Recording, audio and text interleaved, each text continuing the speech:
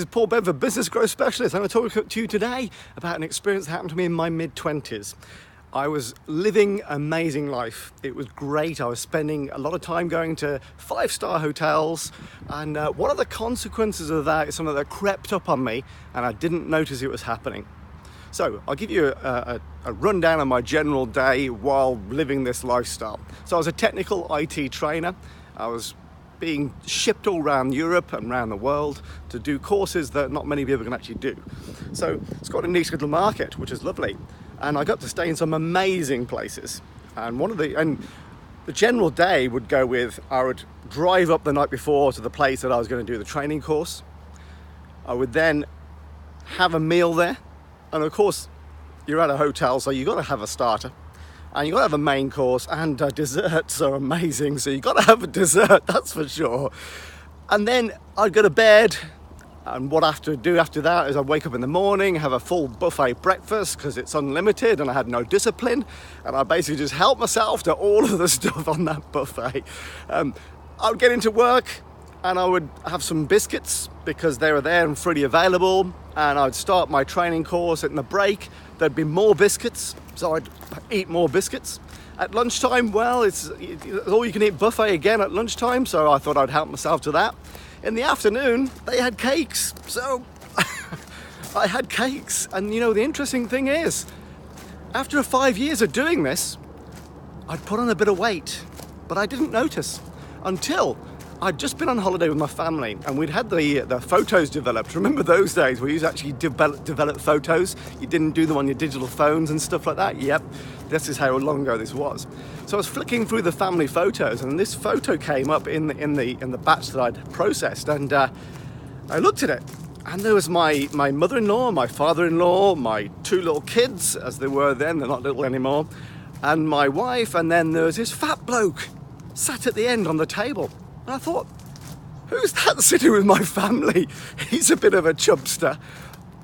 And I went cold as I realised that it was me. I couldn't believe how much weight I'd put on. I did not recognise myself in that photograph. And I didn't put weight on overnight.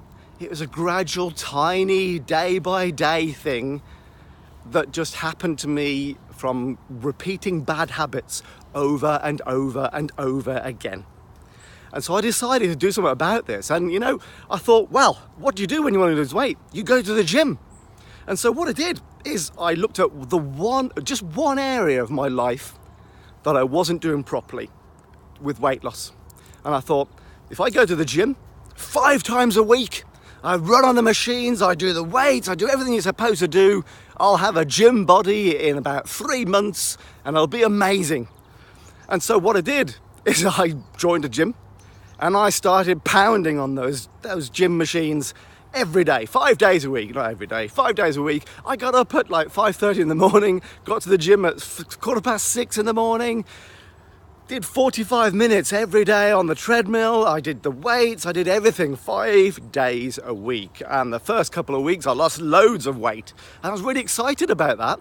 And then what actually started to happen is it started to taper off.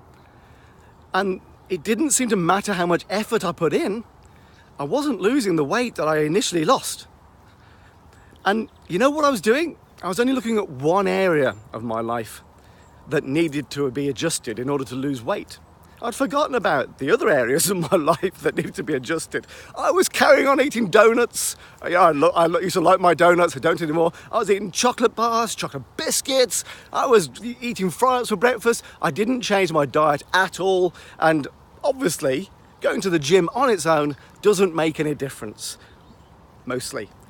And another thing to weight anyway, another thing I discovered was that I was actually just randomly creating my own exercise programs at the gym.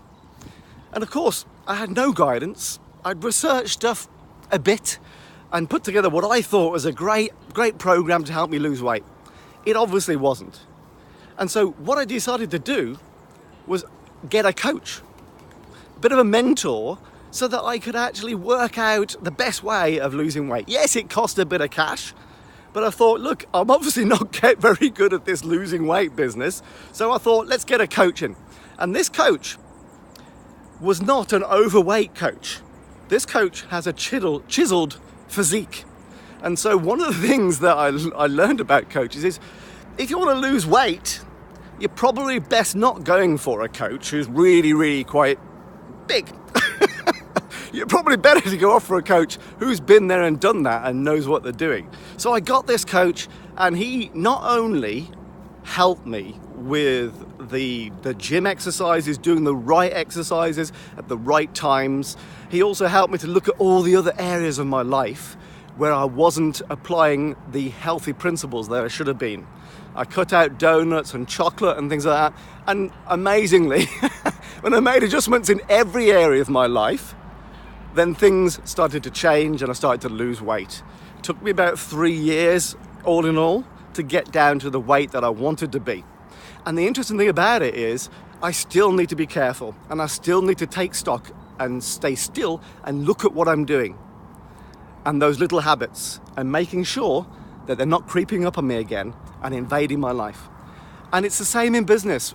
Interestingly enough, I talk to a lot of business owners who want more profits in their business. And what they tend to do is they tend to look at lead generation only. And they whack, they go at it, every single day, let's get more leads. And they don't look at all the other areas in business where they need to make adjustments in order to capitalize on the leads that they're generating. They don't look at the conversion rate. They don't look at the average pound spend of the existing customers. They don't look at how they can increase margins. They don't look at how they can increase the number of transactions that the customers bring in. And so there are lots more ways of increasing your profits than just increasing the amount of leads that are coming in. In fact, you're burning money if you're doing that. So that's my tip of the day. If you want help with your sales process, or you want help with your business, growing it into something better than it currently is and bigger than it currently is, please book a call with me for free for 20 minutes. If I can't help you, I'll tell you, but it's worth booking a call. The link's in the comments. This is going to be an ungraceful exit from that video because I forgot my little clicker thing today, but great to talk to you, business growth specialist Paul Bedford.